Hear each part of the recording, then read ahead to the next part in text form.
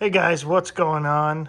Welcome back. Today, I have long awaited the arrival of these control arms. They were just stuck in back order for a while, and I've got some Viking coilover shocks that are going to go on.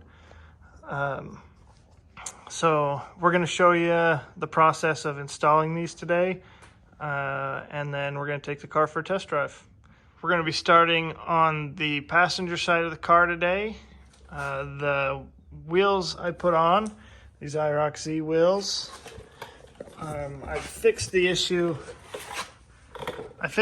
now, but these wheels were in the back and the back ones are in the front, and they're a different offset from each other, and the rim contacted the upper control arm up here. So I ended up getting the spacers for the rear and fixing that issue in the last video.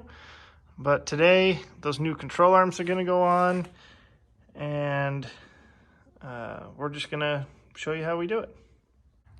The first thing I'm going to be doing is popping off the tie rod end on this side. We're only going to do one side at a time, just so I don't have the whole front end of the car sitting up in the air with me pounding on it. But so the tie rod end is going to come off. We're going to pop the upper ball joint and the lower ball joint with a jack under the bottom of the control arm, and we're going to let that down slowly to control the coil spring here, because if left unchecked, that can come flying out from under the car and do some serious damage. So we're going to be very careful with that. We also need to undo the shock in the top of here before we get started. Okay, so as you can see, I have the tie rod popped off. I have jacked up with the jack the bottom of the control arm and released this ball joint and lowered the control arm down to decompress the spring that was in there. And now the lower control arm is loose and can be unbolted back in here. This may take some persuasion to remove. Just don't bend the mounts up too bad. Just kind of try to tap it out with a hammer. I'm going to leave my upper control arm on until I've got the lower one on, so that I have something to rest it on, because I don't want to stretch my old brake line.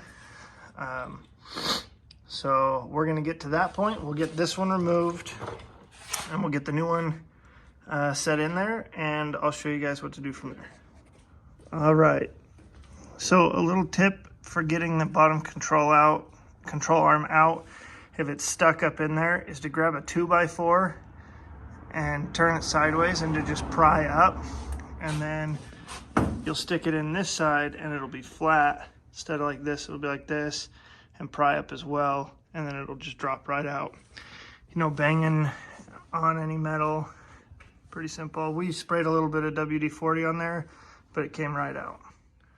All right, guys, so getting the bottom control arm on, you just do, after you've got the back corners bolted up, you do the exact opposite of what you did to get the coil back in. And then once I got this all bolted back on and the lower ball joint bolted back on, I popped the top.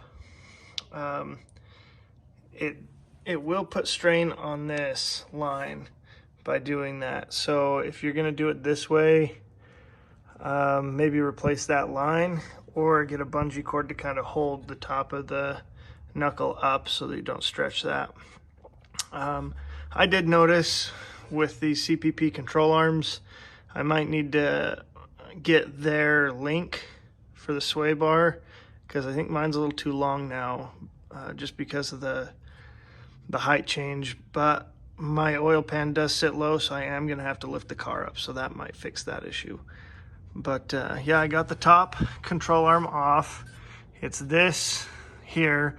Now you need to make sure that you've got the lower control arm jacked up when you go to pop this off if you're doing it this way, because all of that pressure is held by the top too. So if you undo that and you don't have it jacked up, it's going to shoot down, and it's going to break some stuff and or hurt you. So be very careful. It bolts on the top just like the shock would, and then it's just the 2 bolts on top. Some cars have the these little spacers sitting down here on these 2 studs, this one right here and this one right here. Keep track of where they came off of and how many there were, and that'll be a good baseline when you're trying to redo your alignment. Anyway, I'm going to get the top on and I'll show you guys what that looks like. So the top control arm goes real fast. Mine, the engine sits kind of close to the top of this side, so I had to beat in my heat shroud a little. Wasn't too happy about it, but it's fine. It's just a heat shroud. So I got everything in.